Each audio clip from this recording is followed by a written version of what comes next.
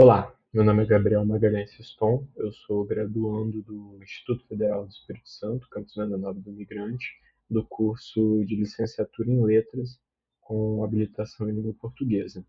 Eu vou apresentar agora um trabalho que é fruto de 2 anos de iniciação científica, ao qual foi orientado pelo professor Alex Caldas Simões. Ele se intitula A Apresentação de Doutorado, inscrita, né, o gênero Apresentação de Doutorado, inscrita na área dos estudos da administração. No caso, na submissão do trabalho aqui no CONAEL, eu coloquei como linguística, porém no resumo estava administração. Então, especificar aqui que é inscrito nos estudos da administração, uma perspectiva sistêmico-funcional da estrutura potencial do gênero. Durante a pandemia, que foi quando se iniciou esse trabalho, a gente passou a ter um recorte desse gênero que é um tanto oculto, né, por conta da confidencialidade, por conta da dificuldade de se trabalhar com gêneros orais, que é a apresentação de trabalho, principalmente em defesa de doutorado, de mestrado, de TCC, porque durante a pandemia a gente teve aquele mais ou menos uns 6 meses, até menos, de pandemia, porém as atividades tiveram que voltar a serem realizadas, né? Então, as defesas de doutorado em alguns programas de pós-graduação passaram a ser gravadas. Então, óbvio, esse gênero se difere do gênero presencial por ser gravado, ser síncrono. Né? Ele possui ali outro contexto, outra configuração contextual, que eu vou explicar daqui a pouco, né? Mas a partir daí a gente fez esse recorte, não há um motivo específico para escolha do corpus de administração, simplesmente foi dali que a gente percebeu que havia o material, né? E como a gente vê na fala do professor Federico Navarro, em ocasiões optou-se por não ensinar esses gêneros ditos ocultos, né? Seja pelo desconhecimento da didática necessária, por falta de oportunidades institucionalizadas para lhe fazer, por fracasso de uma suposta reprodução dos discursos hegemônicos, ou até mesmo por uma concepção romântica da criatividade em expressão em pauta. Mesmo assim, a gente percebe pela fala de Carlino, 2013, que é uma pesquisadora que, ao menos assim, publicou no México, né? Então a gente percebe que é uma tendência aí a nível de América, que, embora no início do século houvesse uma escassa literatura acadêmica sobre o tema, a gente tem passado a ver mais pesquisas sobre gênero, sobre oralidade e também sobre escrita acadêmica, né? Inclusive, Navarro diz que isso cresce o número de ingressos nas universidades em toda a América Latina. Mas antes, eu acho que vale a pena de contextualizar um pouco quais são os conceitos que a gente leva em conta aqui, né? Porque a gente fica falando de oralidade, de gênero e tal. A gente tem como base para a oralidade, né, a modalidade oral, o texto que é redundante, não planejado e fragmentado, que é uma definição de Có e Elias. Já a modalidade escrita seria aquela que é condensada, planejada e não fragmentada. Óbvio que elas não se tratam de situações opostas, né? Os gêneros eles se situam nesse contínuo, que é uma espécie de paradigma, né? Uma divisão paradigmal, em que a gente vai ter o gênero que pode ser mais ou menos oralizado. Passando aqui, então, o objetivo do nosso trabalho é investigar o gênero da apresentação de trabalho na área do doutorado em administração, e para isso a gente realiza alguns objetivos específicos, que são a descrição da configuração contextual desse domínio acadêmico, que vai diferir do presencial, né? E depois, na sequência, configuraremos a estrutura potencial desse gênero, sendo ela é, realizada pelos elementos obrigatórios, opcionais e interativos. Para realizar essa pesquisa, a gente utilizou os vídeos dispostos na Faculdade de Economia e Administração da USP, né, a FEA USP, no departamento de pós-graduação deles. A gente utilizou para realizar esse corpus a transcrição pelo software Transcriptor. Quanto ao referencial teórico, a gente primeiro se debruça aqui sobre a configuração contextual.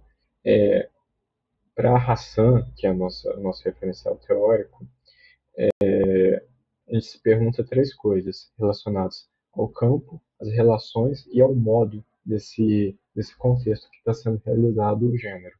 Primeiro, relacionado ao campo, o que acontece com a linguagem em uso? Em segundo, qual a relação entre os participantes desse discurso? Em terceiro, quais os modos de organização da linguagem no discurso? Para a gente conseguir dizer, então, isso são postulações de Wakaya Hassan, que a gente vai responder na sequência. Primeiro, o que acontece com a linguagem em uso? Em primeiro lugar, o campo dessa linguagem ocorre de maneira digital, né, de maneira síncrona, né, por aplicativos como o Google Meet, como o Zoom, e se realizam também para um fim acadêmico, né, para um fim de um meio acadêmico científico. Quanto à relação dos participantes do discurso, a gente percebe que existe uma hierarquia de avaliação entre o doutorando e os demais membros arguidores, até mesmo com a mediação do orientador e algumas das vezes também a avaliação por parte do orientador. Além disso, também participam dessa comunicação o chat de maneira síncrona, é, a audiência da apresentação, né, que seria o chat, seria referente à audiência. Isso difere, né, do gênero presencial. E, na sequência, após a publicação desse vídeo, a gente pode ter também os comentários, porém, no caso, interferem menos na produção desse gênero, e sim na ressignificação que a gente vai ter depois desse gênero. Quanto ao modo, quais os modos de organização da linguagem no discurso? Ela é realizada pela modalidade oral, tendo como apoio a utilização de slides e anotações particulares, né, num caderno, alguma coisa desse tipo, seria uma modalidade escrita, né, esses aportes. Quanto à EPG, que é a partir do momento que você tem o contexto, você pode definir qual é o potencial realizado desse gênero. Então, a gente tem aqui os elementos, a estrutura potencial desse gênero se realiza pelos elementos obrigatórios, pelos opcionais e pelos iterativos. Iterativos são aqueles que se repetem com alguma frequência. Então, o que se repete, quais elementos se repetem em todos os exemplares do corpus? Eu peguei aqui a fórmula da EPG, mais ou menos, para a gente poder falar. No caso, os elementos obrigatórios seriam o contexto representado pela sigla CO, que ocorre em 80% do corpus. No caso, eu considero o contexto como as informações mesmo, que sem padronização, porém que tenham para o texto, para essa movimentação do texto, a intenção de iniciar aquele momento, né? Você está contextualizando, está falando sobre o slide, está falando sobre a gravação, né? Alguma conversa paralela, é comum que exista.